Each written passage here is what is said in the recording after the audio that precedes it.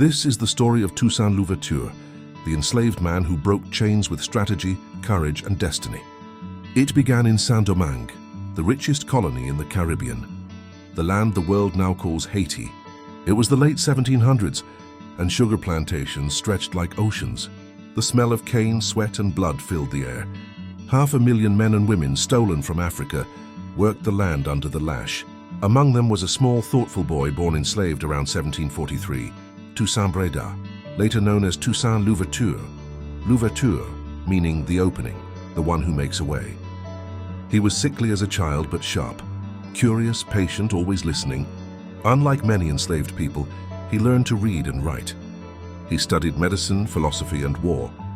He read about Julius Caesar, Alexander the Great, and the French Revolution. And in his heart a fire grew. Freedom was not a dream. It was a strategy waiting for the right moment. 1791, the night the world changed. The enslaved people of Saint-Domingue rose up in rebellion. Plantations burned, chains snapped. Fear swept through France and Europe. And from the shadows, Toussaint emerged, not as a rioter but as a general. He organized armies, disciplined men who had once been forced to crawl. He taught strategy, order, and purpose. He fought not with rage but with intelligence sharper than any blade. Under his command, enslaved people turned into soldiers, and soldiers into liberators. By 1794, France abolished slavery in its colonies, a victory Toussaint forced with courage and brilliance. But he did not stop there. He drove out Spanish forces, he defeated British invasions, and he united the island under his leadership.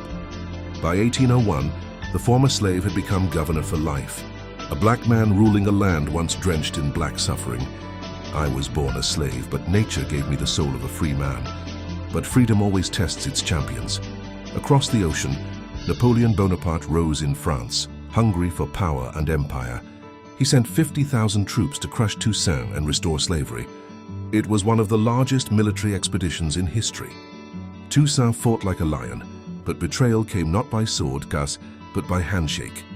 He was invited to negotiate, then captured, put in chains again, but never defeated in spirit, sent to a freezing prison in Fort-de-Joux, France. Before dying in 1803, he spoke a prophecy. "In overthrowing me, you have cut down only the trunk of the tree of liberty. It will spring up again, for its roots are many and deep." And 1 year later, in 1804, his prophecy came true. Haiti became the first free black republic, born from slave revolt, the first of its kind on earth. Toussaint did not live to see it, but his spirit built it. He was not merely a warrior. He was a strategist, a statesman, a revolution born in flesh. Moral of the story: chains break not only by strength, but by vision. A single mind awakened can overturn empires and rewrite history. Freedom is not given. It is seized by those who refuse to bow. Every legend carries a lesson. Stay with the Story Vault for more.